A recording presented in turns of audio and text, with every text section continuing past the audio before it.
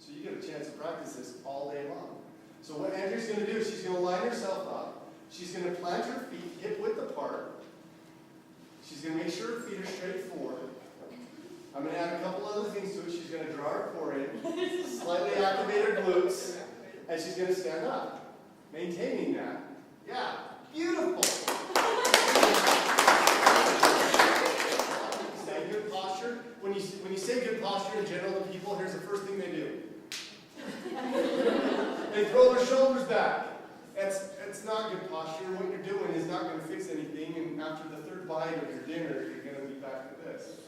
So what I want you to think about is I want you to strengthen what it means typically when you have the shoulders that come forward, is your sternum is just dropped. You just got to lift it up.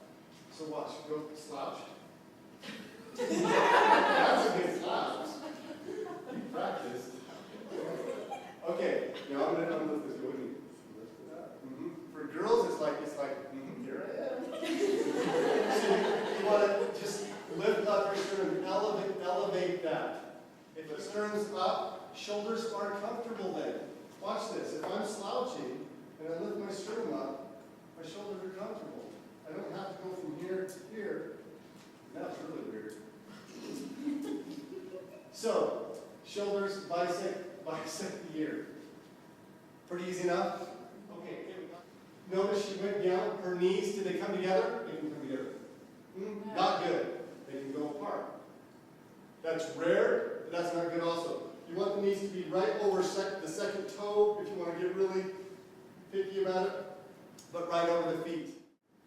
Okay, this is what I'm watching. When I say knees over the feet, I don't just mean in line in the sagittal plane, I mean in line with the frontal plane as well. I don't want the knees coming past the toes. They come past the toes. Here's an interesting fact. Every inch that they come past the toes, especially for your heavy lifters, it adds 600 pounds of pressure to the patella tendon. Every inch, 600 pounds. Do the math. 2 inches, 1,200 pounds. How long can you hold that? I know, I'm like, you're okay. Okay, now stand up. Now go back down. Let's go through a series of reps. Now you don't have to go down very deep to do a squat. Slow it down a little bit. I just want you to practice being aligned. When you align yourself, you can stay away from pain. And you can't tell me, nobody here can tell me that they can't go through a movement about the same as this because you're up and down how many times a day? 120 times a day. So don't tell me you can't do about 10 of these in a row. They don't have to be that deep. Do a real shallow one.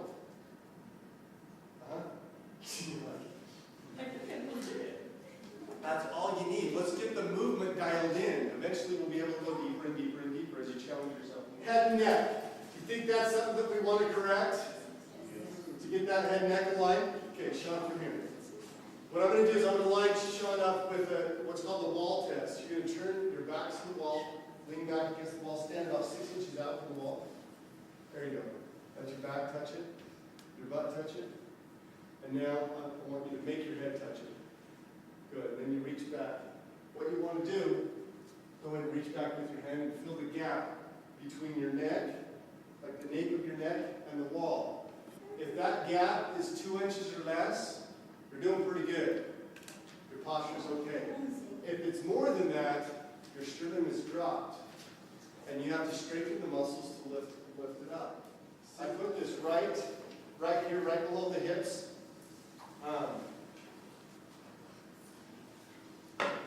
And what I want you to do, Sean, is with your right leg, I just want you to lift it straight up as high as you can. That's straight. The whole leg stays straight. You can point your toe and then let it down, back down. Good. Go again. Good. Okay. Now, if he can hold that, he's doing an awesome job. Sean's got it dialed in. Let's go ahead and do it with the other leg and put this on this side. Go ahead. Now, this can be an exercise as well as just an assessment. What I'm looking at for Sean, I knew he could do it. That's why I had him do it.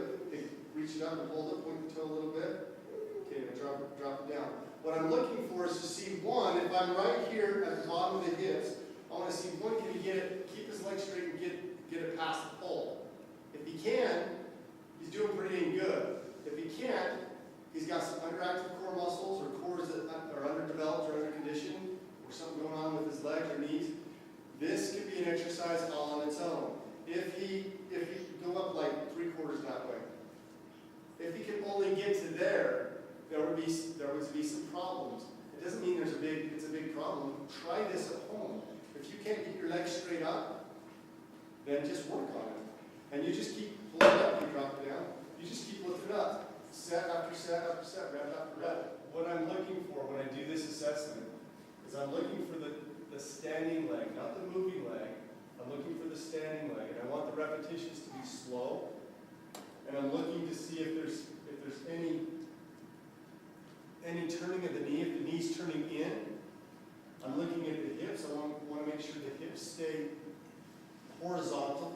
I want to make sure the shoulders stay horizontal. And that our balance is decent. Then go to the other end. This is something you can try at home. This one is a great one. Yeah. And you can do it with an imaginary pole. You can do this. We do this all day long. You'll be surprised how much it works out the standing leg. You'll start to feel the burn all the way up to the connective point of origin in the hips, all the way down through the knee, all the way through the lateral calf. Okay. The overhead squat. Notice I grabbed a broomstick. I brought it from home, so it's stuff that you can do at home just to self-assess and see where you're at. And you don't have to squat down deep. Eventually, you want to go all the way down deep. But to start, just do a very shallow squat.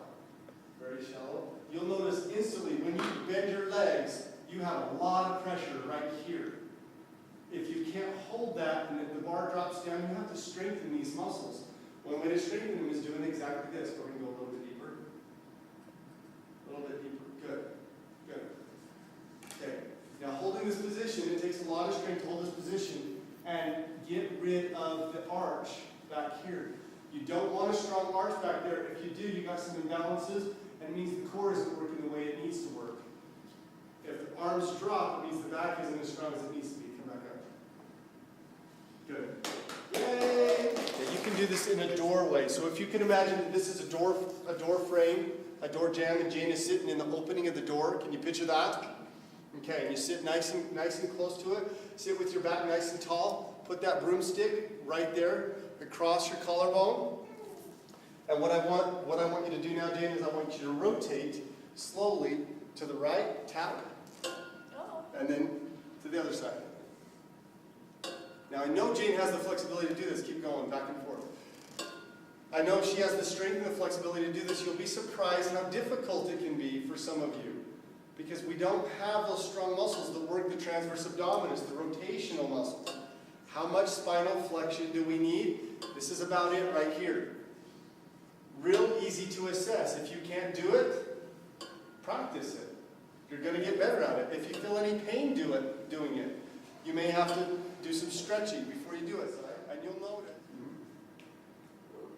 That's right here.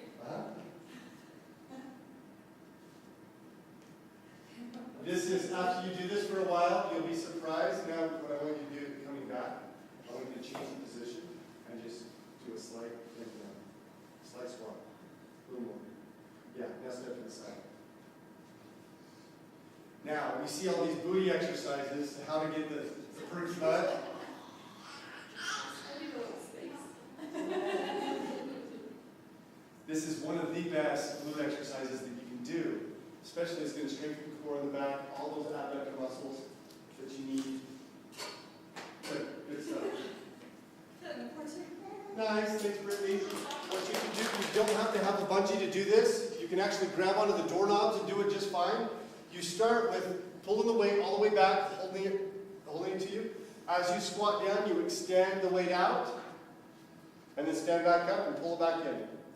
You row as you go ahead and go through a few repetitions so you can see it. Yeah.